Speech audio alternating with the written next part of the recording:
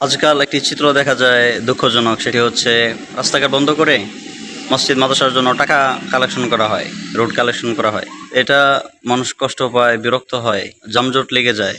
অথচ তারা মনে করে যে সব কামিয়ে উল্টে ফেলতেছে, দিন কায়েম করে ফেলতেছে। একদম তারা মনে করে এটা নাকি সবের কাজ।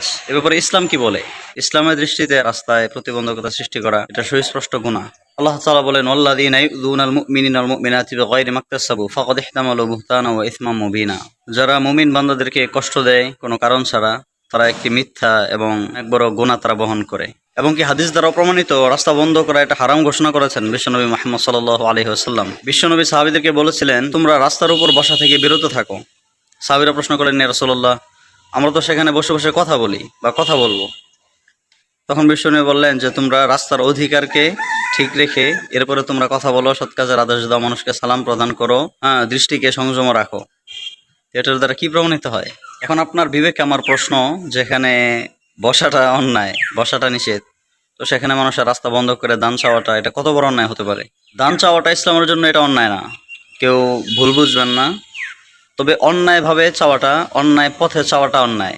লাইসা আলা দুআফাই ওয়ালা আলাল মারদা ওয়ালা আলাল্লাযীনা লা ইয়াজিদুনা মা ইউনফিকুনা হারাজ। যারা অসহায়, অসুস্থ বা উপার্জনে অক্ষম, তাদের জন্য দান চাওয়াটা অন্যায় নয়। কিন্তু মসজিদ মাদ্রাসার নামে যানজট, চিৎকার, ভিক্ষাবৃত্তি আর বিরক্তি সৃষ্টি করা ইসলাম সমর্থন করে না। তার অধিকার লঙ্ঘন করা, মানুষের হক নষ্ট করা। কয়েকটি বার্তা আমি আপনাদেরকে দেব। নাম্বার 1, রাস্তা বন্ধ করে দান চাওয়া মানুষের কষ্টের কারণ, তাই এটি গুনাহ।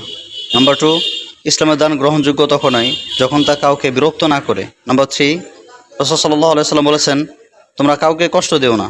নাম্বার 4, মসজিদ মাদ্রাসার নামে অন্যায়কে বৈধ করা ইসলামের অপমান। নাম্বার 5, দান চাও কিন্তু সভ্যতা ও অনুমতিপত্র নিয়ে, নির্দিষ্ট স্থানে মানুষের পথ বন্ধ করে নয়। যে রাস্তা বন্ধ করে দান চায় সে দান নয়, গুনাহ কামায়। মসজিদ বানানোর নামে যদি অন্যের হক মেরে ফেলি, তো সে মসজিদের দেয়াল আল্লাহর কাছে অভিশপ্ত হবে।